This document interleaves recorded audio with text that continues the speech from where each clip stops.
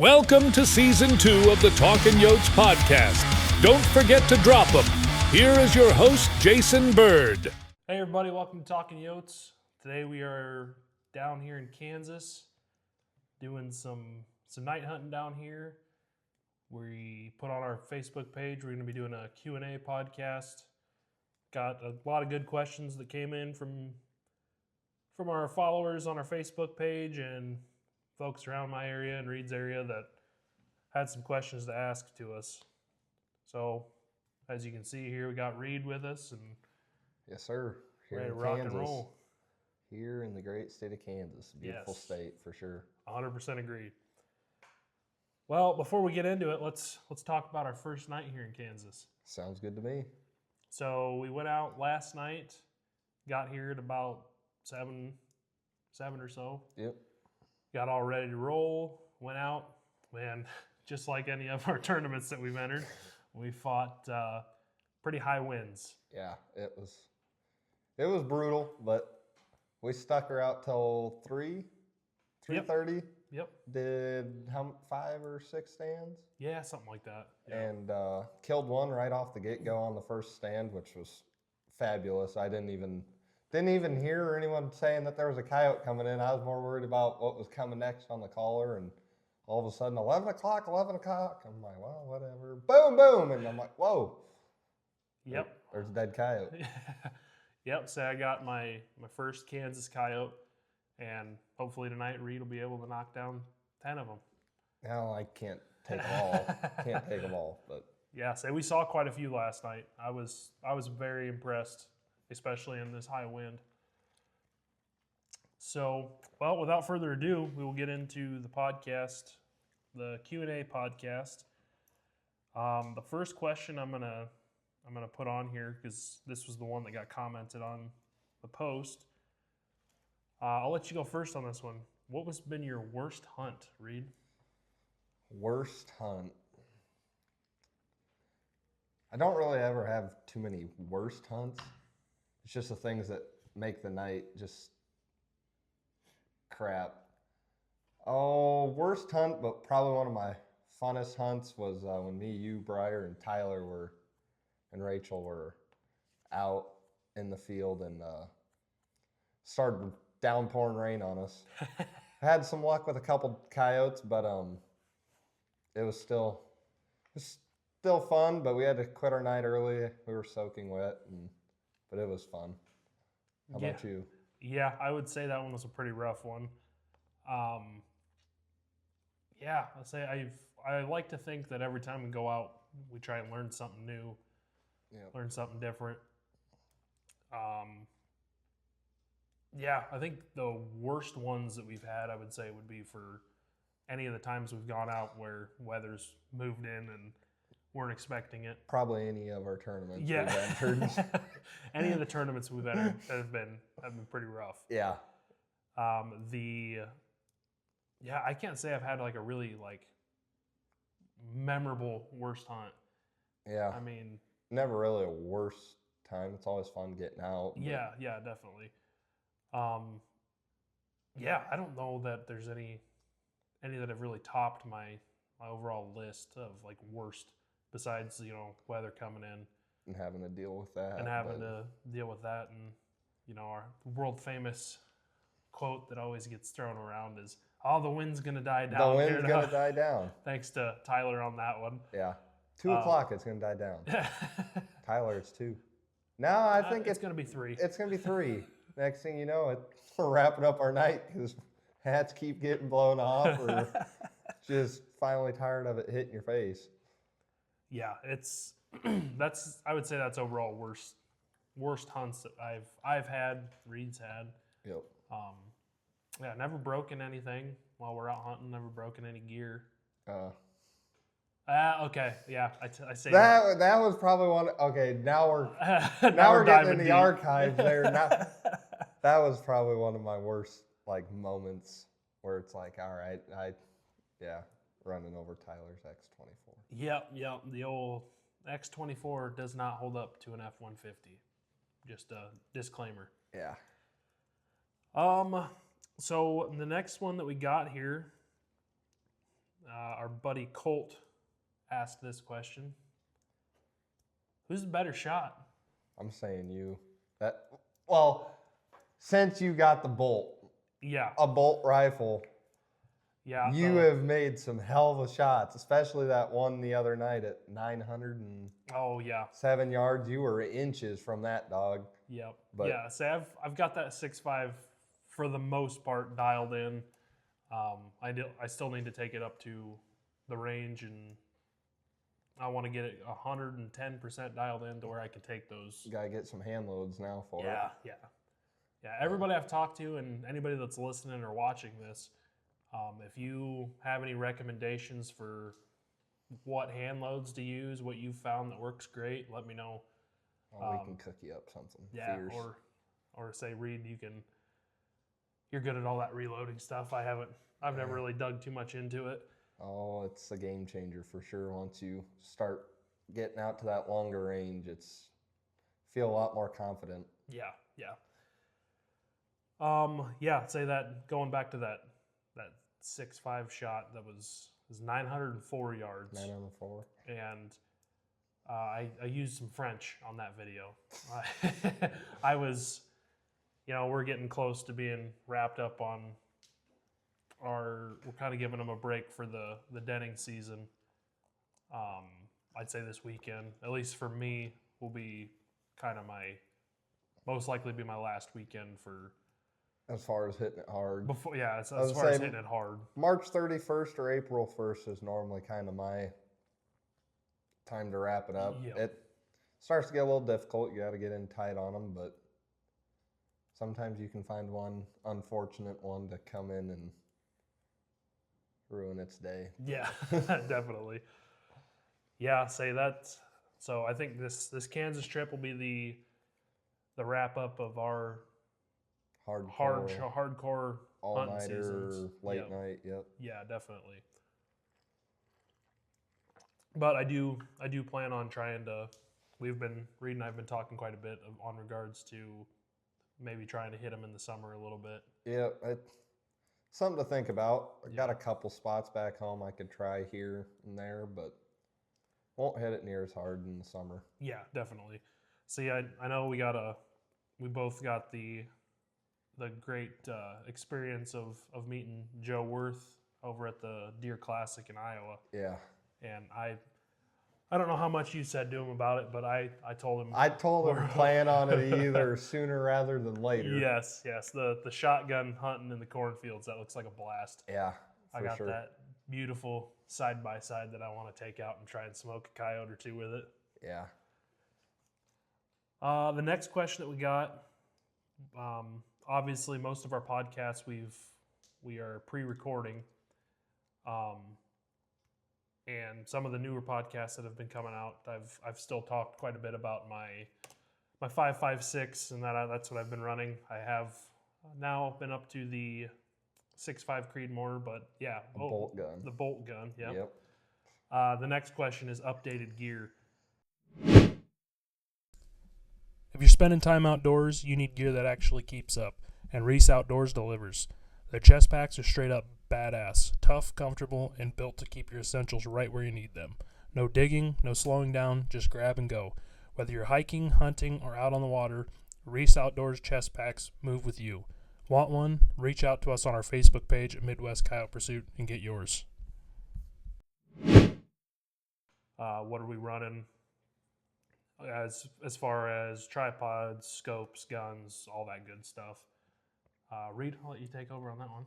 I'm still the same. Everything I've used this year, other than Reese Outdoors got me a pretty cool chest pack, and I never thought I would really think about needing one or anything. Things can fit in my pockets, yada yada. But last night running that, I'm gonna have a hard time ever hunting without one. Yeah, that's your first time. Running it. Last night was the first time ever using it, and only have positive things to say about it. Yeah, definitely. I'd say for myself, the big upgrades that I've had.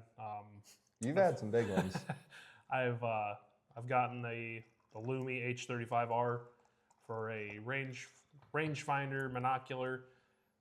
It's about the same size as a daytime rangefinder, so it's really nice. Nice, And compact. yes, very, very compact. It fits right in the radio pouch of the Reese Outdoors chest pack. Yep.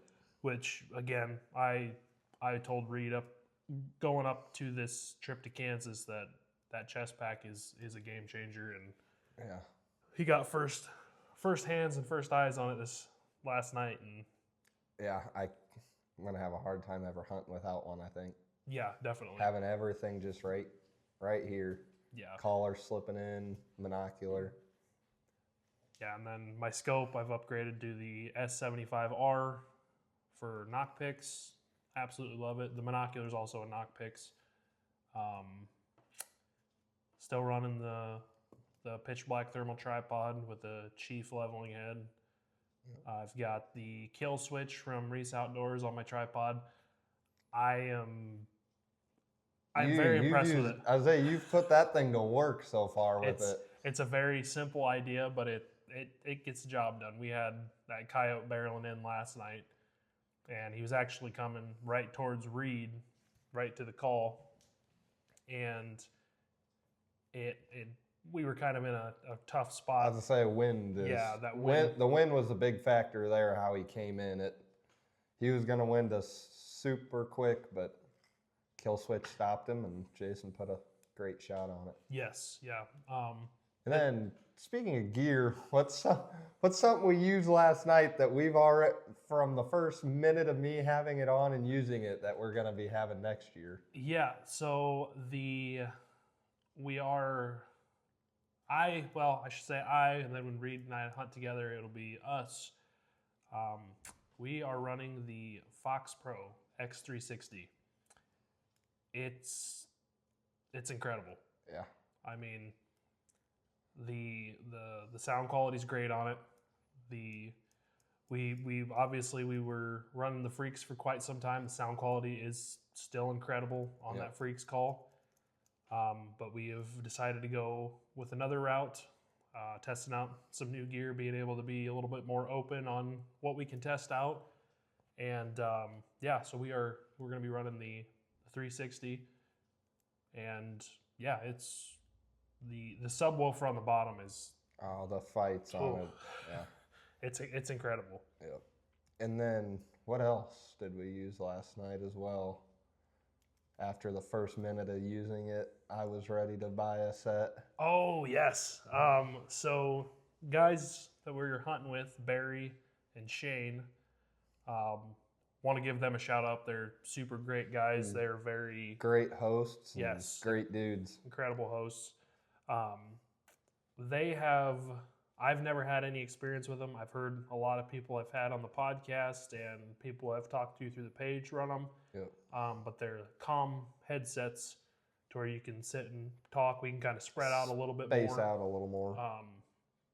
I think the closest that we were, normally Reed and I are, I was going to say, we're typically 5 yards away from each other. Yep. And we can still, whisper back and forth with each other. Obviously, the windy nights we're pretty much on top of each other. Yep.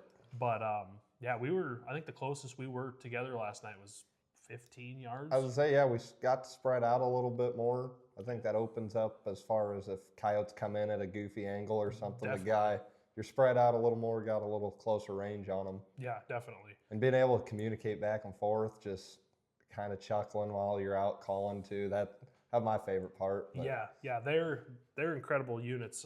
I don't know the exact brand on them, but definitely Synco, I think. Synco. SYNCO, I believe. I could be wrong there. Don't quote me on it. Yep. But yeah, I was very impressed with them. Yeah. It was super cool. You can have a conversation. You're whispering to each other when you're out there, but you have it right on just on one side of your head, and incredible. Yeah, for sure. I don't think I've got any other updated gear. Oh, I take that back. I am with my chest rig that I have that's got a pistol holster on the back. I'm running a Sig Sauer P322, and I have the Canco Trapper suppressor on that. Absolutely incredible suppressor. Yeah, it's quiet. I see something in our future growing with Canco, and that definitely highly recommend. They are very affordable suppressors and For sure. yeah, just great sounding too. Yeah. So I don't think there's anything else I've got for updated gear. Yeah. I don't think. No, I don't believe so.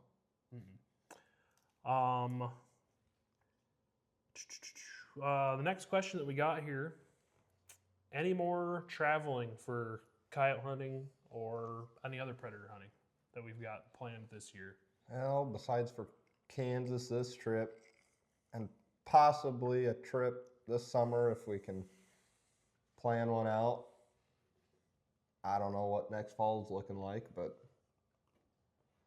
definitely I think mainly just Kansas. Yeah, definitely. Yeah, I'll come back to Kansas every year. Oh, and Jason did about 30 minutes of just kind of gravel jamming and looking at the countryside, and it's one of a kind state for sure. Yeah, definitely. Yeah, obviously we've got a lot of different hunts and different areas we want to go to on our bucket lists. Yep. This year, I never know what the year will bring I'd us. say you never know what opportunities or last minute decisions we can make. Yep. There might be a phone call that gets happened between the two of us, and hey, we're going this place or going to so and so's this weekend, and Yep. you in or you out, and Exactly. kind of fly by the seat of our pants when it comes to that stuff. Oh yeah. Yep. Last minute decisions are always the best. The next question that we got, tournament info. So again, we'll do another podcast when it gets a little bit closer to the tournament. But we are putting on our second annual tournament. We are currently, it's the end of March right now. Yep. We've got a ton of sponsors that have signed up to donate prizes. We've got, just to list off a handful of them, we got MFK, we've got Yote Drags. They've donated some stuff. We've partnered up with Yote Drags, and Yep. only way to drag any coyote or deer for that matter, turkeys. Great products. They've donated some stuff to the tournament. Vortex, they donated some stuff to the tournament. Shields, a lot of great sponsors. Gonna be great sponsors and a lot of great prizes.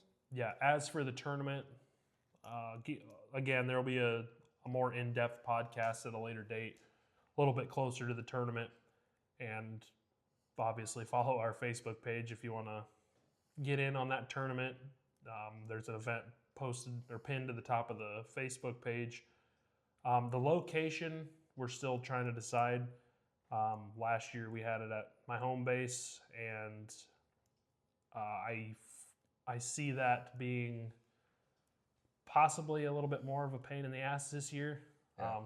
We got a lot more than what we expected last year. Yeah, a lot more. So I think that we've got a couple options. So just keep an eye out on where the weigh-ins and stuff are going to be. It'll still be around my area. Within a 5 or 10 minute Yeah, radius. 5-10 minute radius of where it was before. But yeah, definitely something that we were looking into.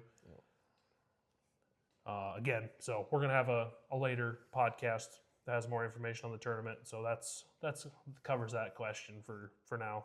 Yeah. The next question we got: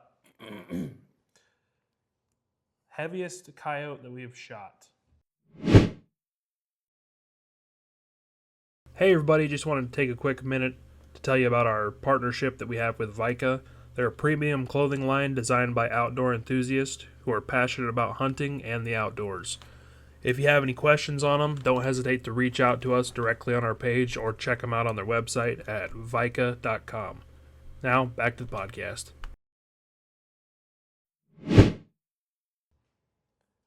I'll be honest, I'll start off on this one. Yep. The heaviest coyote that I've shot, that I have weighed, I've just started weighing coyotes really this year that are accurate.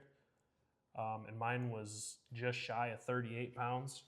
I definitely have shot more, or at least one more that is a lot heavier than that, but just didn't have a scale at the time. Yep. What about you, Reed? Oh, trying to think. Looking back last year, me and Tyler got into a pair that there were some big dogs. I killed the female, and she was 37 or 38 pound female. And I want to say that probably one of my heaviest. I could be wrong, but definitely been some hefty dogs before. Yeah. Yeah, saying the one we shot last night, we walked up on him, and it looked like a pretty heavy male. We got him back and weighed him. 31 and a half? 31 and a half. He looked a lot bigger than what we thought, but 31 and a half is a pretty decent dog. I got to test out the old, I might butcher the name, the TX 2000 remote. Yep. TX 2000. On the 360, got to weigh the dog. It pretty sweet. Yeah. Being able to have all the tools that you need right in one spot. Let's see. Going to the next question. Favorite time to call? Oh, I gotta say that family bust up September, October, November. That's a fun time to call. Yeah, I would have to agree. A lot of dumber coyotes. Yeah, yeah. Fresh litter, dumber coyotes. Yep. But breeding season can be super fun too. This year it was kind of different. Yeah, it was a really strange year. Didn't quite cooperate some nights, but it is what it is. I wouldn't call it hunting yeah. Yeah, no, I would agree with that. The family bust up time frame is killer. Yeah. I mean, that's when we knocked down our most coyotes. Again, I mentioned this to pretty much everybody I've talked to. This year has just been a pretty strange year for coyotes in my area. We didn't really have a whole lot of snow, or not really a whole lot of cold weather either. I say the weather was a little different this year, kind of back and forth, warm, cold, snow, snow. Yeah, middle of December we were getting days where it was, one day it would be 10 degrees and the next day it'd be 80. Yeah. And I don't even want to go out when it's 80. Yeah. Granted, it's nice being able to go out in a t-shirt, but then again, it's just, it's December. Mm-hmm. Should be cold. Yeah, and then going through all the fields that are just muddy and slimy. Yep. I'll say because that last tournament that we did, it got warm that week and it got muddy for sure. Some fields weren't as bad as others, but then there were some hiking in some mud. Yeah, definitely. Oh, next question we got, and we got the same question the last go around. How do we get permission for our ground? Reed, I'll let you start this one. Oh, I started just get bored at home and just get on Onyx and find a whole bunch of ground or different areas that look like they would hold coyotes, or I go off of other areas I've hunted and heard coyotes in the distance and kind of figured out about where they're at and get a whole bunch of pins marked and spend a good afternoon or a day just knocking on doors and getting permission that way. That's my biggest. And I get here and there, I get some people that reach out with coyote problems and get a hold of them and take care of it. But how about you? Yeah, I would say, the same thing. We run Onyx a lot. I mean, yeah, I think that's my most used app on my phone. It's one of mine. That's up there for sure. I do the same thing. If there's ground that I look at on Onyx, and I get the time to, I'll go out and drive past it and make sure it's something that's, going to be worth calling. Yeah. And if it is, then I figure up who's got the ground. If I've got property nearby, I normally will call the property that I might have permission on already and see, okay, hey, who farms this? Or do you, I tend to dig into each of my landowners that I talk to. Say, hey, do you know who farms this, who owns this? And a lot of it's been word of mouth. A lot of guys will reach out to me personally or reach out through the page and say, hey, I got a coyote problem. I got a phone call here a couple weeks ago from a couple outside of town, and they wanted me to come shoot some coyotes because they were having issues with coyotes coming into their yard, and they live fairly close to town, but enough outside of town to where I could still hunt them there. Yeah. And I went out there one night and started calling, didn't see any, and I just let them know, hey, if you hear them again, just give me a call, I'll come back out. And they haven't had any issues with coyotes as of lately, so either they've moved on or Scared them off. Very well could have been. But yeah, it's a lot of the way we get permission, or I get permission, we get permission, is a lot of door knocking. Yep. Don't be afraid to go talk to a farmer, a landowner. You know, worst thing that they're going to tell you is no. Yeah, and oftentimes if you say you're coyote hunting, your success rate's like 99.9%. Yeah, and the one thing that I will add on to that is when you do go talk to landowners, explain to them what you're doing when it comes to coyote hunting. I know in years past, the big thing was, driving through fields, all that good stuff. Yep. Just explain to them, like, if you are doing the thermal hunting or if you're doing the daytime hunting, explain to them how you're going to set up, how you're planning on calling them, what your plan of attack is really, and even go as far as saying, hey, if you guys want to join me one night, yeah, bring out the landowner with you. Another thing, make sure you're respecting people's property too. Absolutely. If it's muddy, don't park on the road and hike out, or no reason to lose ground over getting lazy to hike out into something or this or that. Yeah, so we did a lot of hiking last night. Yeah, we saw a lot of beautiful country. Yep, it was awesome.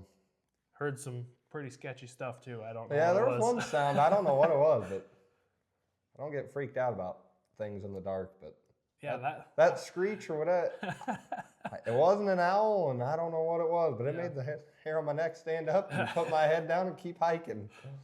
Yeah, I mean, unfortunately, we're about a month behind for bobcats, and in Kansas, you can hunt them during the day.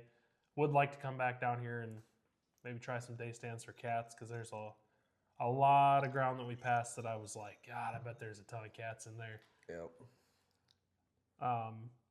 One question that I get asked a lot, I don't have it on my list here, but when it comes to bobcats, I make it pretty clear on the Facebook page that if I get one, I'll let everybody know. Oh, I better be the first phone call or if I'm with you.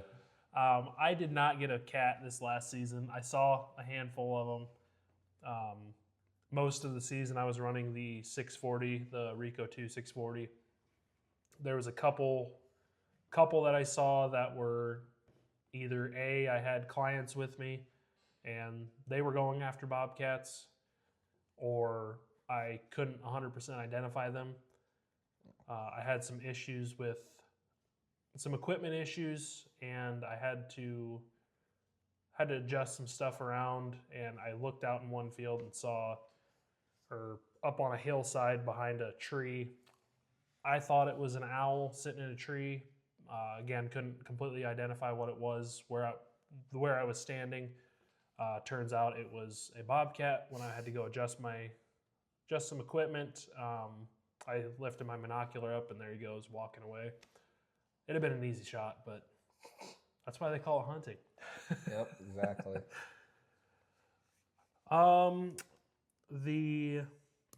The next question, I'm going to move some of these around a little bit. We kind of covered calibers, but The main question I think on this one was a couple different ones here. In our opinion, it's all going to be opinion based, but what is our opinion on the best calibers to use for coyote hunting? 22-250. It's a hard caliber to beat, especially if you don't reload too. You can walk in the store and pick about anything out you want on the shelf to use, and you're rocking and rolling. But that's my opinion, though. Yeah, yep. My personal opinion on it, a 5.56 223 will do it. Oh, 204 will do it. Yeah. It's all about shot placement. Yep. You don't need no big calibers to knock dogs down. Watched, I don't know how many coyotes die with a 204 and 223, 22 TCM. All of them. Yeah. It's all about shot placement. Yep, I can 100% agree with you there. The shot placement is key for whatever caliber you're using. I've said it on the podcast on some that you'll see later in the year. Yeah, the 6.5 does the job. Oh, 6.5, yeah. They don't wiggle or move much. Yeah, no. Even like we mentioned it earlier in this podcast, the long shot that I took, normally I would not take that shot. I would during the day, but it was one of those deals where I was like, I've talked so much crap on 6.5s that I'm like, I gotta test this thing out. And I missed this coyote by, I know it was 100% my fault. It wasn't the gun. I hate to say that too. Yeah. But I was like, there's not a chance I'm going to hit this thing. And I lined up perfectly on it. And it's the scope that I'm running's got the ballistic calculator in it. Lined that crosshair right up on it. And I jerked just a little bit to the right. And it hit right next to his head. And I missed. But the 6.5 has been great for me. The 5.56 was great for me. Yep. That would be, when it comes to calibers, I hope I answered that question good enough for the individual that asked it. Otherwise, yeah, if you have any other questions on that, just reach out to us. 6.5 is a little bit more of a spendier round to be running for coyotes, but you already knock on wood, I haven't had any runners. Yeah. And most of my shots I take are, under 300. Yeah. If I hammer one with anything over 600 yards, I'll be happy. But the next question we got a couple more here. The best hunt that we've had, and I think we've answered this one in our last Q&A, but is there any new best hunts that you think you've had? Oh. Hopefully it's tonight. Yeah. Hopefully, yeah. The best hunt for this part 2 is hopefully tonight. Can always come in and at the end and re-edit and add in. Yeah. And my opinion on my best hunt, but yeah, best hunt. I haven't had anything too crazy happen yet this year. A lot of crazy things last year, but this year I never really had. Well, I guess my best hunt so far this year was pretty exciting. Called in a pair, and I was looking behind me, watching this one a couple 100 yards out, or like 400 yards out, and sitting there, and I just felt like get that feeling something's not right, and then all of a sudden I heard just a whole bunch of grass was kind of froze, and you could hear the crunching, and it just getting closer and closer, and at one point I could hear the like the exhale and all that, and I'm like, good God, is that a coon or what? And turned with my binocular, and I had 2 coyotes on top of my call, and that night I had only put the call out like 10 yards. Ooh. And I turned, and my whole binocular was just coyote. I'm like, oh God. And I turned around and shot one. The other one, I got it to stop and dropped the other one. And the very next stand I went out, and in 2 minutes I killed another one. That was probably one of my best hunts so far this year and most memorable as far as killing. Hey everybody, just taking a quick second away from the podcast here to talk to you about our partnership that we have over at Yote Drags. Built by hunters for hunters. If you're serious about predator hunting, you know the work doesn't stop after the shot. Yote Drags makes hauling your coyote out quick, easier, and way less brutal on your back. Tough, compact, and field proven. It's gear that actually earns its spot in your pack. Head over to yotedrags.com and use code MCP15 at checkout to save 15% on your order. That's MCP15. Get your drags, save your back, and make the haul a whole lot easier. Yeah, I would say I'm gonna take this question kind of the same way that you did. The best hunt for this season or this year. Oh, again, I'm gonna at some point I'm gonna stop saying this, but I hate to say it out loud. The first night hunt that I went out with this 6.5, we shot 2 that night. We only did a couple stands, and we sat on one piece of ground, and they didn't. The farmer that farmed this field, they didn't cut about 10 foot out from the tree line, and we're sitting right on the edge of this cornfield, and I hear something behind me. I turn around with my binocular, and there's a coon about 5 steps away from me, and I'm like, I bumped a buddy of mine that I had out with me, and I said, just be careful, there's a coon rolling around behind us. And he's like, okay, I'll watch, make sure it doesn't come towards us. And of course we adjusted our footing. We were looking around in our scopes, and it took off, and happened to look across this field, and there's a coyote that just come moseying in on the other side of the field. Again, it was about 10 foot into this cornfield, and you could just see him wandering through there. And he started walking out towards the edge of the corn. He didn't wind us. He just must have heard something that he didn't like, or found something that he found more interesting. And he stepped back to the tree line, stood broadside, and I put one right through the corn and folded him in his tracks. Yep. Then a couple stands after that, we called. My buddy told me that he's never had. It's about anywhere from a 20 to 25 minute stand, and he's like, usually about that mark we start seeing stuff. And set the call down about 60 yards out or so, and had one coming barreling in about, I bet it was 2 minute mark, and we double tapped him and folded him. At the time, he was not running suppressed, so that sucked. Oh, but it's not that bad. He's running a 243, and yeah, we double tapped him with the 243 and the 6.5. Shockingly, did not do what I thought it was going to do. It definitely stopped him. But I would say that's been the most memorable or best hunt this year. Memorable wise, I would say the tournament that we did, or tournaments that we've done. All our tournaments have been memorable. Super memorable. A lot of memories. Yeah, a lot of great stuff. A lot of laughs, especially the last one. Yeah. That freaking, that tournament was rough. We participated in a tournament that was on the eastern side of Iowa. It was the 563? Yep, 563 outdoors tournament. Yep. It was a struggle. Couldn't catch a break with the wind again. Couldn't catch a break with the wind. I missed shots. Easy shots.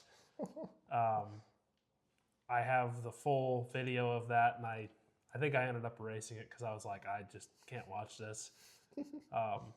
Quick story on that. I had a couple coyotes that I was focused on that were making their way from the other side of the road. Or should we include, when we were coming down the road and you were looking with your binocular out the window, it was out in the hayfield. Yeah.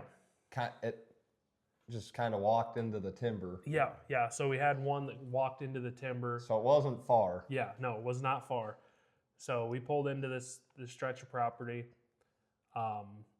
set the call out. I'm scanning around the behind us and then off to our right, and I happen to catch something behind us, and I'm like, oh, well, there's a coyote standing out in that field, and it's slowly making its way in. Hey, everybody, just taking a quick second away from the podcast to talk to you about our partnership we have with 365 Thermal. 365 Thermal is an authorized thermal dealer. They carry a lot of big name brands such as Pulsar, AGM, Rix, iRay, Knockpicks, Fox Pro, Two Vets, Sniper Hog Lights, and much more. Check them out on their website at 365thermal.shop. They also have a Facebook group called 365 Thermal Group. Make sure you give them a follow on their Facebook, subscribe to them on their YouTube. Our discount code is in the show description. Now back to the podcast.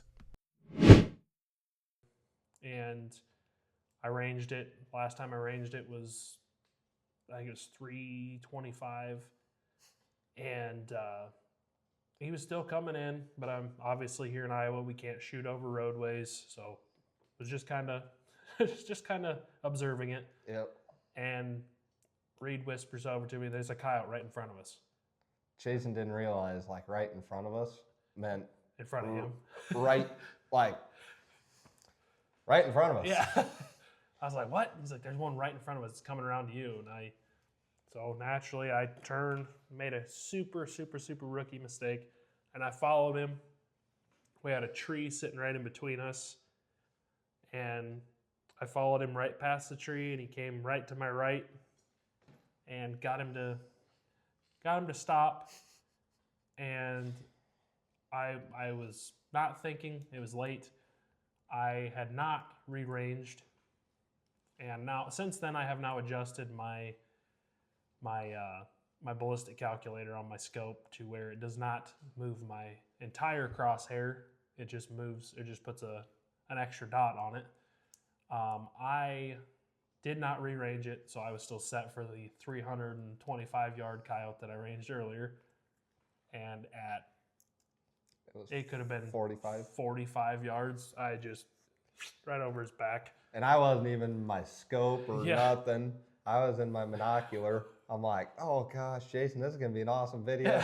And I'm chuckling. Once the coyote stopped, I'm just sitting here, just kind of chuckled, and boom, like, oh God, got my gun. Never really got another opportunity at him, but. And the way the video ended, I crack up at it when I watched it, and something to laugh about. All I hear Reed say is, "Dude, what happened? What happened?" Well, I was sitting there, I'm like, he doesn't need me backing him up. This chip shot, and then it's like, oh God. Yeah, everything that tournament night went to hell in a handbasket. Yeah, those were it was a rough tournament. Yeah, we should have at least had 4 because we had that double come in. Oh, I forgot about those too. Me too. Yeah. No, we had a double come in, and same thing. The wind. It was swirling, and they didn't really give us a easy opportunity, but they gave us an opportunity, and both of us just weren't ready for it. Nope. We were expecting them to do something else, and they didn't. And then by the time we fired off a shot, they were. It was tough to, obviously, when we're taking shots, we're paying attention to, just like any other hunter should be doing. We make sure there's nothing behind them. Yep. Every time that we had a clear shot and they stopped, and there's a house or a building or something behind them, so we're not taking shots like that. Yep. And when it finally got a decent shot on it, by then they were 450, 500 yards. Yeah. And in the wind, it's hard to push those shots. Yeah, especially that 30-mile-an-hour wind. Yeah.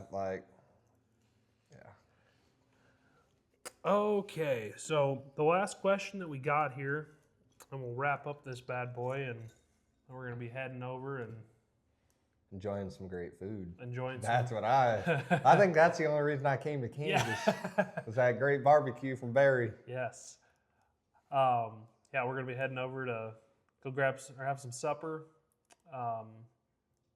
Barry's got a food truck, and I'm going to put that in the show description. He does that throughout the summer, and check him out. It looks incredible. I'm sure it tastes even better. My mouth's watering. Yeah. Just thinking about it right now.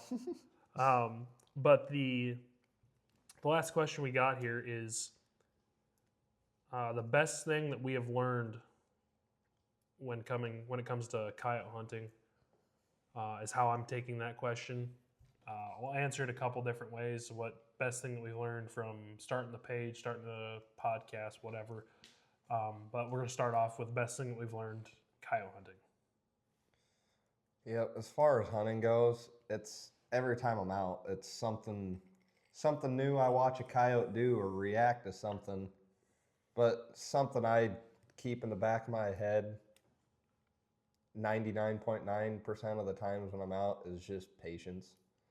You're not every single one's gonna want to come to a call. Not every single coyote's gonna do what you want it to do or come in how you want it to come in. I mean, you can do things to encourage it, but my biggest thing, it's patience. Things are gonna go wrong no matter what. Not everyone's perfect. It's just hunting. Yep. That's my biggest thing to go, which is patience. Yeah, I would say the biggest thing that I've learned when it comes to coyote hunting is I've learned, is it nice to kill a coyote every single time you go out there? Is it nice to kill a bobcat every time you go out there? Or at least whatever your state regulates you to get.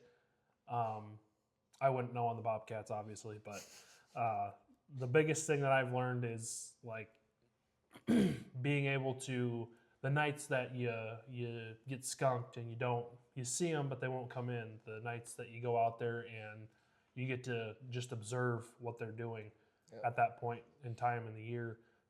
I've learned a lot from really just observing how they react to certain calls, or we get again, this year's been kind of weird. It's been a different year for sure, but it's made me a better coyote hunter, a better predator hunter when it comes to the times that I don't take any of my time that I go out in the field for granted. I always try to learn something from every single opportunity I get. If I have coyotes that are hung up at that 700-800 yards and we're earlier in the season and I'm not going to try and take those long shots, just being able to observe them and see what they're doing, what they're thinking, or trying my best to figure out what they're thinking. Sometimes you're never going to do that. But yeah, observing coyotes has taught me a lot. There's been nights that I've gone out where I bring out I think it's 5 rounds, 1 in the chamber, 4 in the magazine for this 6.5, and that's all I'll bring out. If I see more than that, I guess it's their lucky night. But just being able to get to the point where if I go out and I can hear them, I can see them, I can manipulate them more now because I've learned a lot more from the page, from different podcasts, different folks that we've been able to meet and talk to through the page, through the podcast, Facebook posts, yes, Facebook comments. That's another thing. Yeah, a lot of people post different stuff on Facebook, and I like just going through the comments and just seeing what other people do, use, definitely, and try out. Yeah, definitely. Yes. Yeah, and obviously going on that, it's been mentioned on any other predator hunting podcast and everywhere that, there's going to be some people that might steer you the wrong direction, but we're all going after the same thing. And my personal opinion on it is I would much rather be able to help somebody out than steer you in the wrong direction and say, oh yeah, try this out, and I know that it doesn't work. Yeah. I'm an open book. I know Reed is a pretty open book about being, if someone asks, hey, what do you use? What's the best equipment that, in your opinion, that we use or that we have used or best tested? Products or what sounds. I know a lot of people hate that question. It gets asked a lot. You know, what's the best sound to use right now? A lot of the times I can honestly say that it's not so much what sound we use, it's just the sequence of sounds that we use. That too. That's a lot of huge thing. times too, when people ask me about sounds, I give them a broad idea. Yeah. Because like me, I never play the same stuff over and over. Yeah. Unless it's all working in a night and I keep her consistent or tweak sounds.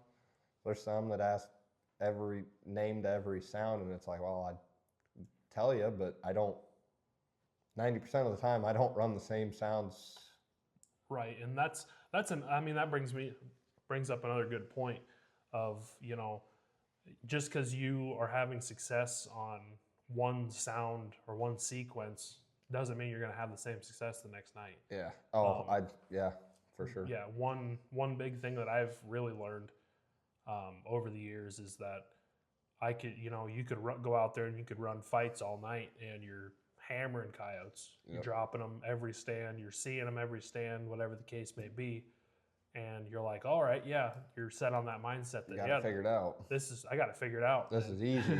Just when you think you got it and then figured you go out out the next night and redo, and you don't see anything, or they just sit there and look at you and one big piece of advice that I can give is I try my best to not run the same sounds on if I plan on hitting stands, you know, every other week, every 3 weeks. I try my best not to run the same exact sounds. Especially if I've missed too. Yeah, That's a bit complete opposite what I would typically play. Definitely. That's another good piece of advice in my opinion that I run with.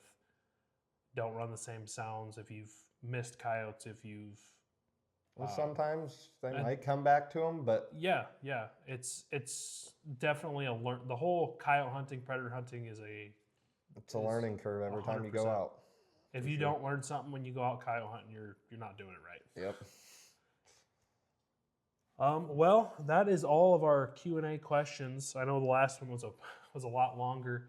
We had a lot more questions then because we were pretty new into it. Yep. I guess another feeding back off that question of best thing that we've learned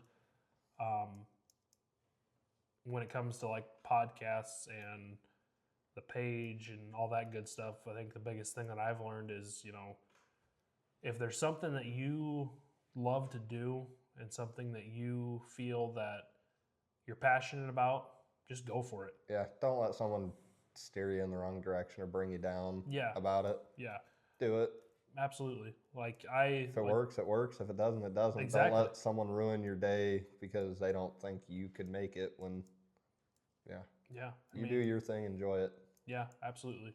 I'd say we've met a lot of great people with doing the podcast, running our page, and I'm grateful for every person that we've met through all this and for sure all the great opportunities that we've had for everything. Yep. I think that pretty well wraps up the podcast. Hell you got any last words? Hopefully we can drop them tonight. Yeah.